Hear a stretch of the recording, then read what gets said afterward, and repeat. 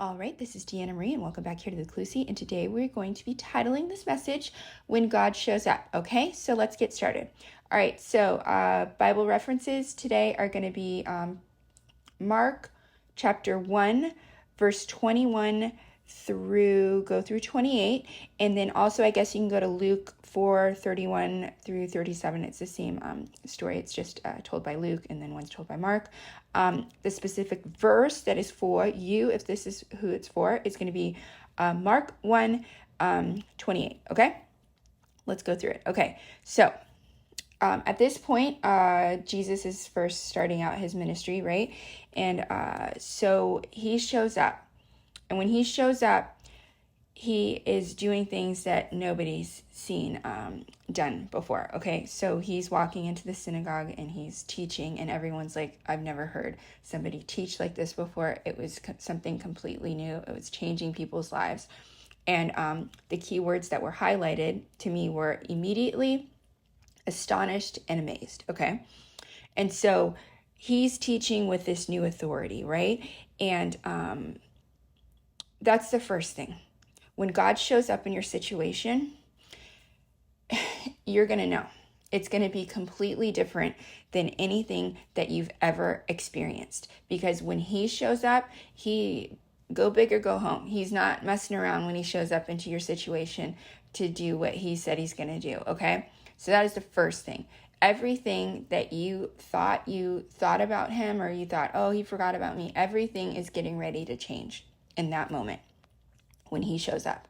And everybody around, even the people that didn't believe that he was who he said he was, they still were looking at him and thinking, well, this is different. This is something new. So people will look at your lives or your life and say, wow, like I even if they don't believe in God, your life is going to be a testimony to other people. Okay. That's the first thing. Okay. Next thing is there is a man that has an unclean spirit or demon possessed. He's in the synagogue, right? And he tells Jesus, let us alone. What do we have to do with you? Did you come to destroy us? I know who you are. Okay, that's what the enemy says as soon as God shows up. Okay, so that's the next thing. You guys have probably been having some enemies, Satan, whatever you want to say, that have been doing things in your life, okay? Trying to pester you or keep you down and stuff like that. When God shows up, it's no more messing around for him. He's not going to put up with it because he doesn't even acknowledge any of this stuff. He says, leave that man and the enemy has to go. So I know that sometimes it's hard because God's allowing some stuff to happen because he needs you to learn something in this patience. But when he shows up, and he's always been there, but when he intercedes and he's like, yeah, we're not going to do that anymore to the enemy, it's not even, he doesn't have to fight. It's not a drawn out process. He just says something and it's done. It's done, guys. And so some of you guys need to go over. That's why I say get in the Bible. You need to understand who he is and his power, because you cannot operate in this world properly and live your life abundantly if you don't know who God is to you. You gotta know who he is to you and how powerful he is and all the things that he can do, because he wants to accomplish these things through you.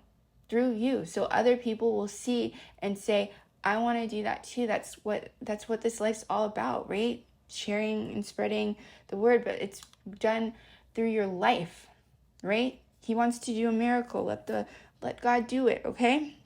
So that happens. The unclean spirit has to leave, okay? And everybody looks at that, and his fame spreads from that moment. And that's what I was talking about.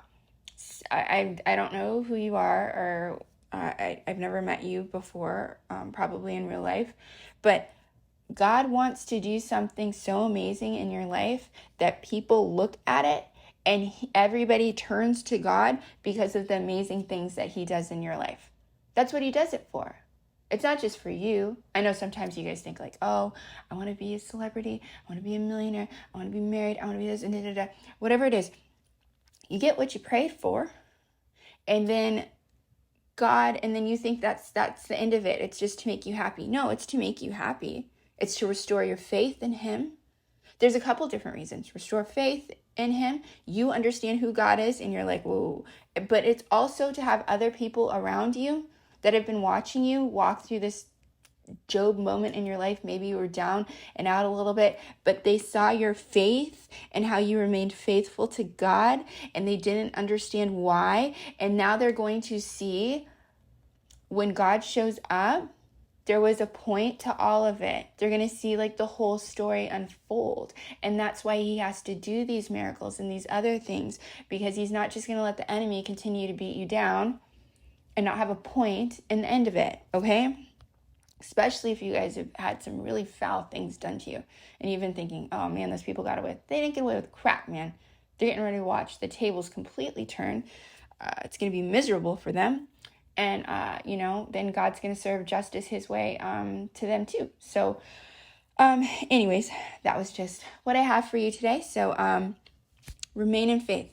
He's coming immediately, right? Immediately astonished and amazed. Hold on to that. All right. So anyways, like, share, subscribe, comment as always, and I will see you guys next time.